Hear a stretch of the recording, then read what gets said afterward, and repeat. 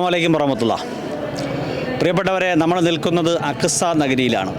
കേരളത്തിൽ ഒരു അഖ്സ നഗരി എങ്ങനെ വന്നു എന്നുള്ള സ്വാഭാവികമായൊരു സംശയം നമുക്കുണ്ടാകാം. ദക്ഷിണ കേരള ഇസ്ലാമിക് സ്റ്റുഡൻസ് ഫെഡറേഷൻ എന്ന വിജ്ഞാന വിപ്ലവം ധാർമ്മികതയുടെ അടിത്തറ എന്ന പ്രമേയത്തിൽ കഴിഞ്ഞ 25ലധികം വർഷമായി കേരളക്കരയിൽ പ്രവർത്തിച്ചു കൊണ്ടിരിക്കുന്ന ദക്ഷിണ കേരള ജമിയത്തുൽ ഉലമയുടെ വിദ്യാർത്ഥി പ്രസ്ഥാനം അവരുടെ ഈ വർഷത്തെ മുത്തഅല്ലിം കലാ ഫെസ്റ്റിൻ്റെ ഭാഗമായിട്ട് നിശ്ചയിച്ചിട്ടുള്ള ഏറ്റവും ശക്തമായ പ്രമേയം അവരുടെ സംസ്ഥാനതല ഗ്രാൻഡ് ഫിനാലയുടെ ഫൈനൽ മത്സരത്തിൻ്റെ പ്രമേയം കൾച്ചറൽ ഇന്തിഫാദ എന്നുള്ളതാണ്.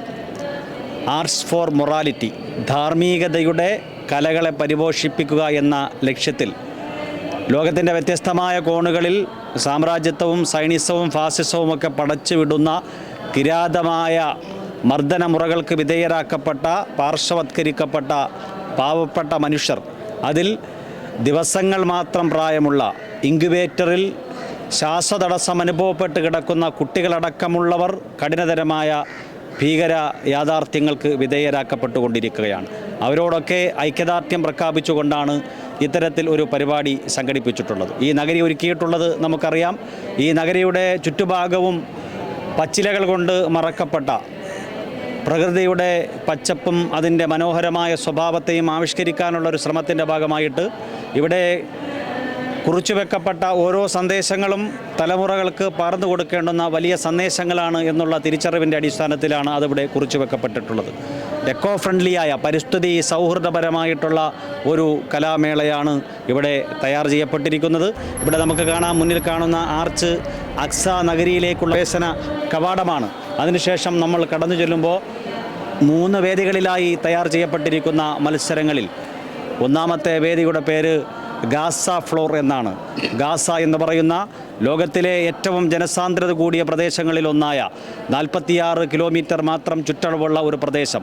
ആ പ്രദേശം ലോകത്തെ ഏറ്റവും നരകതുല്യമായ ഒരു പ്രദേശമായി മാറിക്കൊണ്ടിരിക്കുന്ന സാഹചര്യമാണ് നമുക്ക് കാണാൻ സാധിക്കുന്നത്. ലോകത്തെ ഏറ്റവും വലിയ പ്രതിരോധ സംവിധാനമുള്ള ഒരു രാജ്യം ആയുധശേഷിയില്ലാത്ത കല്ലും കമണയും മാത്രം ഉപയോഗിച്ച് പ്രതിരോധിക്കുന്ന ഒരു ജനതയെ വട്ടം ചേർന്ന് ആകാശത്തു നിന്ന്, കടലിൽ നിന്ന്, ഭൂമിക്കടിയിൽ നിന്നൊക്കെ ഏറ്റവും ആധുനികമായ മാരക പ്രഹരശേഷിയുള്ള ആയുധങ്ങൾ കൊണ്ട് ആക്രമിച്ച് നരകതുല്യമായ ജീവിതത്തിലേക്ക് തള്ളിവിടപ്പെടുന്ന ഒരു പ്രദേശത്തിൻ്റെ പേരാണ് ഗാസ എന്ന് പറയുന്നത്.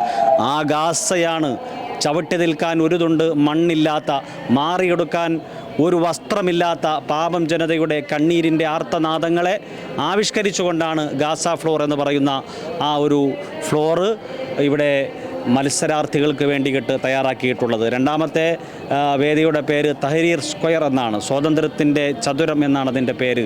സ്വാതന്ത്ര്യം ഒരു മനുഷ്യൻ്റെ ഏറ്റവും വലിയ ആത്മാവിഷ്കാരമായി മാറേണ്ടുന്ന ഒരു പ്രമേയമാണ്. അതിനെ ഇവിടെയുള്ള വിദ്യാർത്ഥികൾ അവരുടെ കലയുടെ ആവിഷ്കാരമായിട്ട് അതിൻ്റെ വേദിയായി തിരഞ്ഞെടുത്തിരിക്കുകയാണ്. അങ്ങനെ കലയെയും സാഹിത്യത്തെയും സാമ്രാജ്യത്വത്തിനെതിരെ, സൈനിസത്തിനെതിരെ, ഫാസിസത്തിനെതിരെ ഒരു സമരായുധമാക്കി പ്രതിരോധത്തിൻ്റെ, ജനാധിപത്യ പ്രതിരോധത്തിൻ്റെ, നമ്മളൊരു രാജ്യത്ത് ജീവിക്കുന്നു, ജനാധിപത്യ മതേതര രാജ്യത്താണ് ജീവിക്കുന്നത്. ഈ രാജ്യത്തിൻ്റെ ഭരണഘടനയുടെ എല്ലാ തത്വങ്ങളെയും ഉൾക്കൊണ്ടുകൊണ്ട് ഈ രാജ്യം പരമ്പരാഗതമായി ഉയർത്തിപ്പിടിച്ച നെഹ്റുവിൻ്റെ, അതുപോലെ തന്നെ മഹാത്മജിയുടെ ഒക്കെ തത്വങ്ങൾ നെഞ്ചിലേറ്റിയ ഒരു തലമുറ ഫലസ്തീന് വേണ്ടി, ഗാസയ്ക്ക് വേണ്ടി, സയനിസ്റ്റ് ഭീകരതയ്ക്കെതിരായിട്ട് കലയെ സമരായുധമാക്കുന്ന ഒരു വേദിയിലാണ് നമ്മൾ ഓരോരുത്തരും സംഗമിച്ചിട്ടുള്ളത്. ഇവിടെ നിൽക്കുന്നത് പ്രിയങ്കരനായ ഷഫീർ ഖാൻ മന്നാനി. അദ്ദേഹം ഈ പ്രസ്ഥാനത്തിൻ്റെ സംസ്ഥാന അധ്യക്ഷനാണ്.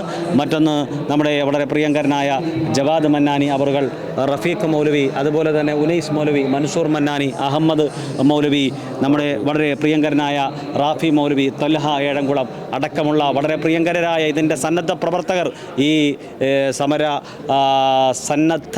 സമരസന്നദ്ധർ എന്ന് പറയുമ്പോൾ അതൊരിക്കലും ഒരു അക്രമത്തിൻ്റെ അഭിവാജ്ഞയെ പ്രചോദിപ്പിക്കുന്ന ഒരു പ്രയോഗമല്ല, മറിച്ച് ഈ കല എന്ന് പറയുന്ന ലോകത്തെ ഏറ്റവും വശീകരണ ശക്തിയുള്ള ഒരു ആയുധത്തെ വിദ്യാർത്ഥികൾക്ക് വേണ്ടി, തലമുറകൾക്ക് വേണ്ടിയിട്ട് അവരുടെ സമര ആവേശ പ്രചോദിതമായ ഒരു സാഹചര്യം സൃഷ്ടിക്കുക എന്നുള്ള ലക്ഷ്യത്തിന് വേണ്ടിയിട്ടാണ് നമ്മളിവിടെ സംഗമിച്ചിട്ടുള്ളത്.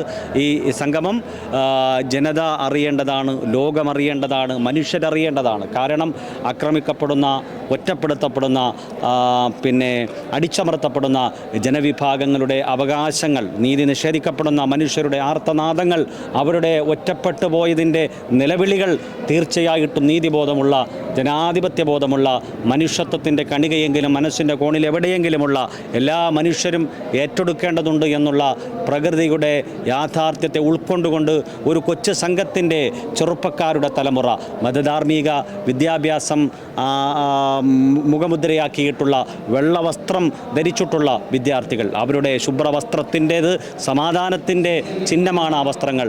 ആ വസ്ത്രമണിഞ്ഞ വിദ്യാർത്ഥികൾ ഇവിടെ മത്സരിക്കുമ്പോൾ ഈ കലയെ ഒരു സമരായുധമാക്കുകയാണ് അവർ ചെയ്യുന്നത്.